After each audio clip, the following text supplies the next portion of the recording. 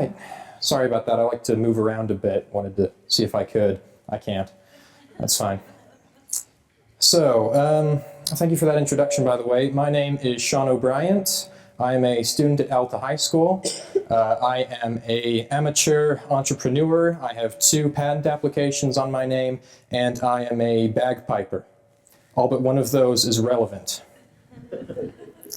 Now, you're probably thinking to yourself, why on earth is a kid like this qualified to teach me anything? And to answer that question, it is because I am part of an unfortunately small group of high school innovators. That is to say, I have created something in high school solely on my own merit. Now, that came about mostly because of my high school's Kick App contest. Oddly named, but appropriate.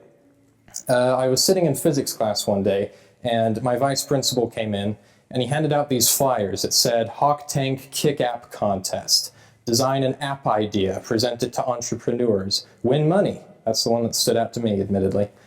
I didn't think that I had much of a chance at that, but I tried it anyway. I went through with it, and I won first place in the competition. And I am here today to share what I learned through that experience, because quite frankly, I think I did learn quite a bit. Now, I have nothing but respect for teachers. They are awesome. I have not met all teachers, but in my experience, let's just say it's been a while since the Civil War. And as such, some teachers have forgotten what it's like to be young. Teenagers are awkward, we are insecure, and we have pimples. I have a lot of experience with all of those. And as a result, we have a bit of a unique perspective, unique abilities, and you can't quite teach youth like you might fully capable adults. So hopefully that's what I can enlighten you about here today. So to start off, there are a few ideas that I'd like to present with you. First off, we should be trying to teach people that you need not to know everything to be innovative. Over the summer, I spoke with this brilliant history professor. He was doing some work on General Douglas MacArthur. Fascinating stuff. He traveled over to France, had done research with all these primary source documents. Fascinating stuff. Now, he probably couldn't have told me, say, what John Adams had for breakfast on July 6, 1776, or what Abraham Lincoln's hat was, but that was okay. He didn't need to be innovative. He was in-depth in what he knew, and that was sufficient for him. Now, I had quite a bit of experience with this with the app contest. Going into it, I knew absolutely nothing about app design, less than nothing. I'm pretty terrible with software. I'm excited when I find Google on my computer. So the idea of actually making an app is way above my ability level. But I came up with the idea. Why? Well, because I went into it with knowing 2 basic things. First, searching for scholarships had taken up way too much of my time. It was driving me absolutely bonkers. Second, I knew that I had a method by which I might fix that problem. That is the attitude with which I approached the app contest. So I went through with it, like I said, and I won first place. But here's the interesting part. I don't think my idea was the best idea out there. Second place winner, done by some very good friends of mine, Emily Serdar. It was called the Period Planner. It was just for women. It was an app by which they might let their friends and family know when they might not be in such a great mood. It's hilarious, right? I was just rocking in my seat the entire time. I still think it's brilliant. Let's see. Third place winner, that was a GPS tracking system for your phone, so that if you ever lost it, you had a little device that could lead you right through it, to it. I was just floored by that idea. I think that's a fantastic idea. The fan favorite, audience favorite, was a wardrobe coordinating app. That was a fine idea too.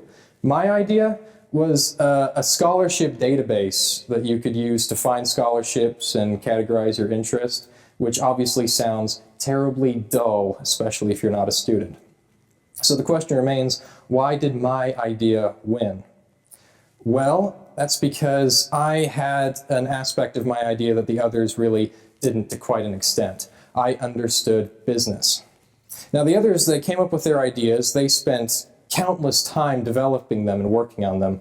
What I had done is I developed the idea, and then I'd gone out and pursued possibilities for it. I'd gone to colleges and universities and inquired as to whether or not they would be interested in advertising through it. I came up with a system by which the app might generate revenue. So when we were standing on a stage like this, talking to accomplished entrepreneurs in every field, I stood out because I had a plan of action for them, a plan that was applicable in a real-world market setting. And I'm confident that that's why my idea won, because I'm not that creative, quite frankly.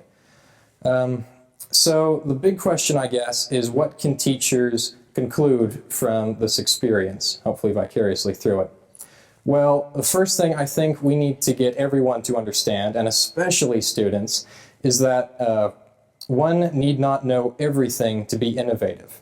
Now, for goodness sake, do not tell any student this before a test, because we're lazy and everything. What I mean by this is try to go for depth rather than breadth. For example, I'm a calculus student. I really love calculus. I got a 5 on the AP test last year, but I hate probability to death. And now if I wanted to be innovative in calculus, like I was last year on a different project, I didn't need to know anything about probability.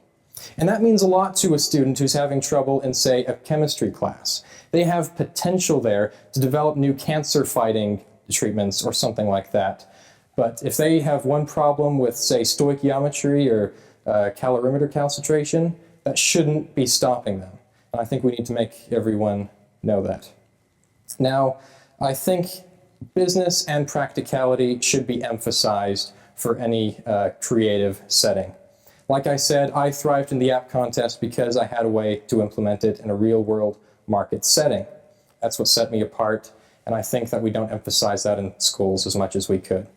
Lastly, and most importantly, we need opportunities to be innovative because we are lazy, like I said. We don't go out and we don't design apps typically without some sort of encouragement. For me, it was the scholarship money that I could have won. For others, it might be the chance to prove themselves, the chance to earn class credit. It could be anything.